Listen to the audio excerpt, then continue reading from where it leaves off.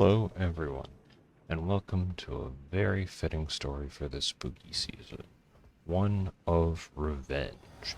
However, it's not going to be probably the most exciting story because it involves a lot of me standing around in the third invasion that I'm going to show.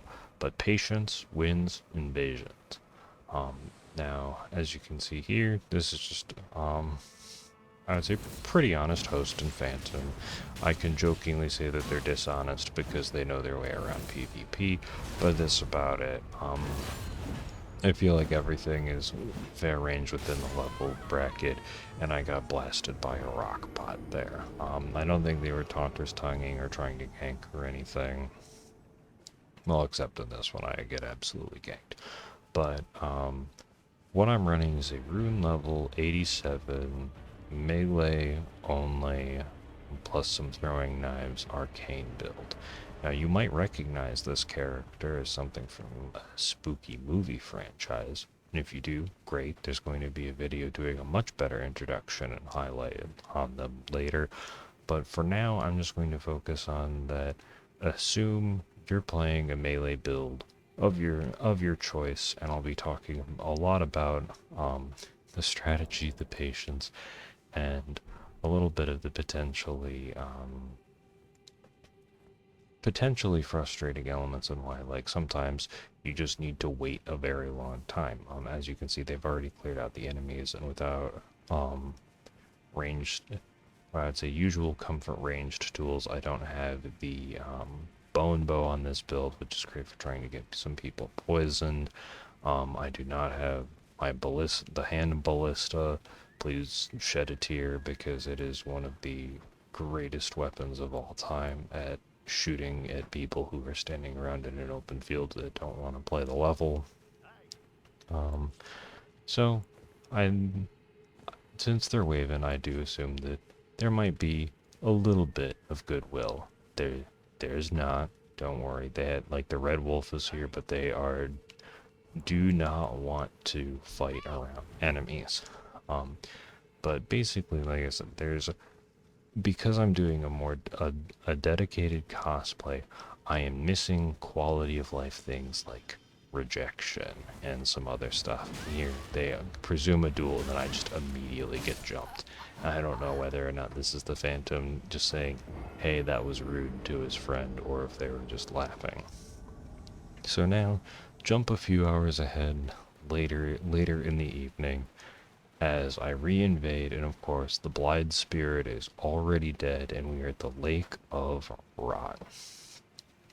The one of the best worst places for invasions. Now, if in Elden Ring, they instead of having the Scarlet Rot boluses be limited, if you could just purchase them from a shop, even if it was like 6k runes a bolus, the Lake of Rot, I would have no issues invading here. However, because Scarlet Rot boluses are a limited resource and it has like a 1% chance farm drop, not for a bolus, but for like one of the ingredients, the Lake of Rot is awful because casual players, besides Flame Fire Cleanse Me, which alleviates poison and rot buildup, there is no way to stop rot buildup without either having stuff dropped for you or having gone through a bunch of new game plus cycles or other means. So the Lake of Rot casually in practice sucks. Conceptually, it's great. Because I love poison. Now these two are standing in an area that is pretty much as safe, if not safer, than first steps, because there are no enemies. All the platforms only advance when they do, and backwards the Blithe Spirit is dead. They're out of sight of grace. The only thing that they probably cleared out the Death Blight basilisks, so it makes it even. There's not any enemies that can damage them behind me for 2 whole elevators. So keep that in mind. There is and especially because I don't have a ballista, there is, they had zero threat. And the first enemies in the Lake of Rot are all basilisks. The first enemy that can potentially damage you is an optional boss of a dragonkin soldier, and you can even get to the site of grace without fighting him. The site and the next to another site of grace. So these two have zero threat. There is nothing threatening them that is not me, and they are patiently waiting, assuming that I'm stupid, probably because they were able to jump me. So fool me once, um, shame on you. Fool me twice, shame on me. I'm not getting fooled twice. So yes, I am being a jerk standing on this elevator. However, the very important thing to note, unlike things like the Academy elevator, I am not hampering forward progress. They are at a site of grace. They can reset by dying if they so choose, or they can play the Lake of Rot, go forward, get to the next site of grace, get through the Kindred of Rot, and ride the coffin down to fight Estelle and send me home. So it is I want to make it very clear. I am not hampering any forward level progress. Otherwise, I would not be standing on this elevator. So, them waiting around, not doing anything, and also trying the elevator is they are effectively trying to do a dedicated gank strats on me. So, don't don't feel bad for them that I'm using every available thing in order to hide. And like I said, that without there's limited rot healing resources and thankfully I just say screw it, I'm giving myself fire cleanse me and bestial vitality because literally just for the Lake of Rot, really. And I equipped the poison resist +2 one talisman, so that way I have longer amounts of time running through the rot.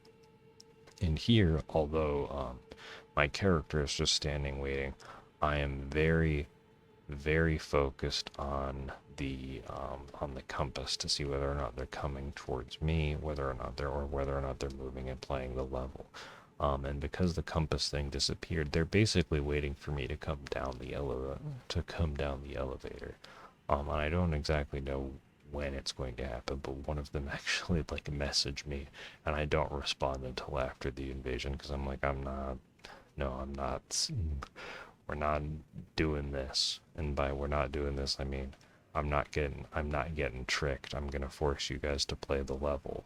Um, I know the terrible thing being like, oh, you guys are playing a video games. I'm going to force you to make forward progress. Oh no, what a terrifying thing because you're standing next to a site of grace. So once they do start making in and as I said, the most threatening thing about the Lake of Rot is just the rot, and it would be great if there were more ways for players to just have rot alleviation, but because it's not like there's not really any enemies either, so yeah, I can't run one. It would be incredibly risky to run past two dudes, because they would absolutely poise break and like stun lock me with the Guts Great Sword. And there, now since I noticed that the compass is moving and they're playing the level, I use the Phantom Finger to leave the elevator up and jump. So it would be incredibly dangerous to run past them and probably really stupid. So here I end up there, and I just go absolutely endure hand axe, just do what I can, and also like they bubbled up. So basically, I'm just like, it's time to run, chug, and just go go go go go. And they're like throwing the big rock pots at me and such. not rot pots. Later they throw rot pots at me. Rock pots they're throwing right now, I think. So, as you can see, there's not really any enemies, and I can't hit these buttons to raise the platforms. So, literally, they have to be the ones to initiate the advance of the level, and I have no, the only support that I have is the lake itself, and I don't have a ballista or a bow to shoot them. So I just have to wait. And the other thing, specifically with their weapon combination of the Colossal Sword plus Halberd, Halberds do a lot of poise damage in themselves, and unless you're at like a meta level with a meta poise armor set, you're getting poise broken with Halberds if you're not specifically going out of your way to like block with hyper armor. Like even if with hyper armor, like unless you have like, I don't know, like mid poise, like at least 50 plus, and like a great sword or something else really big, you're getting poise broken with a halberd anyway. And they have really good running attacks to chase you down. Colossal sword, a guy with a colossal sword and in full heavy armor with a spreadsheet optimized fashion abomination. You're not poise breaking that. You're just not. You have to snap them out of animations, bleed or frost, or backstabs. Like you're not breaking that hyper armor. The only thing that could possibly break it is another colossal weapon. Even then, with another dude chasing you, it is not smart to fight these two head on when I have no support and the only place to run behind me is a swift death, because I also die really quickly to the run, and I don't want to eat all of my Scarlet Rot boluses, so I am playing obnoxiously patiently. And here I do take a small step forward because the if they do start coming this way towards me, I will be able to fall back to the Dragonkin soldier, which although not ideal, he takes up a lot of space and can eat up a lot of room on one of the platforms. Yes, he can't hit me, but he is at least better support in terms of like versus nothing. So I have, and like throughout this whole thing, like my heart is pumping. I know absolutely nothing is happening on the screen, and I'm just yapping about the strategy of why I have to wait and do nothing in this vast empty lake of death. But it is it's all very important in terms of the context of sometimes the best thing you can do is wait, do nothing, and let the players move to a new location, because there is just not a spot where you can reasonably take on two dudes. And that is one thing I like about Elden Ring, is that there's very substantially large loading zones, because I love Lords of the Fallen, but one of the things with it is like with the smaller invasion zones, if you get two guys in a dead zone, you can't run. And here they just decide to completely abandon everything and just charge. And here I use the bloody finger, thinking like maybe I'll spawn on the other side of them and be able to do some shenanigans on the ledges. However, I get a not great spawn, so I change some stuff over and get myself bestial vitality and get ready to trudge through all of this horrible sludge, making sure that I take as little damage as possible. I do not want to eat any of my red flasks because I need those. Because I rightfully later on I will need to chug. So with bestial, so casually, this walking combination will get you through rot, sludge, basically bestial vitality to just keep your HP passively full. The blue, um, the the blue blessed dew talisman to keep my FP up as much as possible for flame cleanse me, and basically I'm flame cleanse me to get the rod basically just before it ticks up to damage me, but letting it fill the bar fill up as much as I reasonably can. Again, this is to preserve red flasks, which are your burst healing. Because even if you can heal with spells and such, always make sure you have spare red flasks. Because sometimes you're gonna need them. And then that's a Starlight Shard, probably. But yeah, they're waiting for me. They have drawstring grease. Like, I don't feel bad. He threw a hefty rot pot at me. Like, they are not happy with me by making them play the level. Again, I've done nothing to hinder them playing the level. They just decided to take an obnoxiously long time to decide to go forward. And again, there's nothing stopping them from doing a forward blitz to Estelle and sending me home. They just really wanna kill me, which makes this next part absolutely hilarious. Because they pull the worst move by the protagonists of any horror film. They split up because the Phantom Bloody Finger only tracks to the host. But Mr. Big Bad Phantom thinks that he is good enough at PvP and so much more of a level than me that he can take on the mean, nasty Invader Man. And what happens next is wonderful.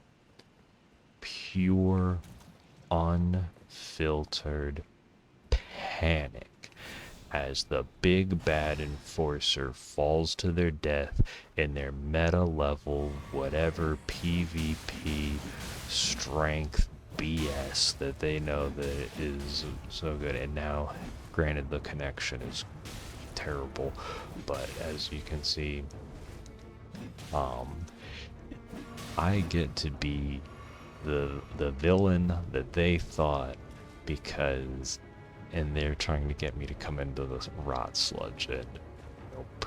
So now that their big bad phantom is gone, it's time to run, panic, and hide as a dude with almost no poise and just a bleed endure hand axe is coming after you in your scale mail banished knight halberd spreadsheet unoriginal BS. Yes, I'm over exaggerating here. These guys are fine, but I just I am just having too much fun knowing that in a horror cosplay without range options and my random quality of life stuff, like even my freaking ballista that I use on all of my builds is that I don't have, has caused them to completely fall apart. Perfect.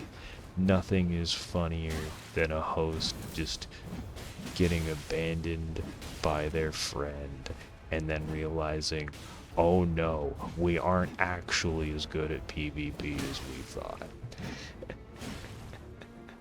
As you can see, I've got plenty of red flasks for this fight, not just because the Phantom died, but because I was using all of my wits to conserve them, all of the setups, all of the patience, so that way it is a one-on-one and I just get to explode them and take them down with generic throwing knives. Market generic throwing knives, not fan daggers. GG. Thanks for the content, guys. I did have a ton of fun during this fight, despite me having a villain monologue.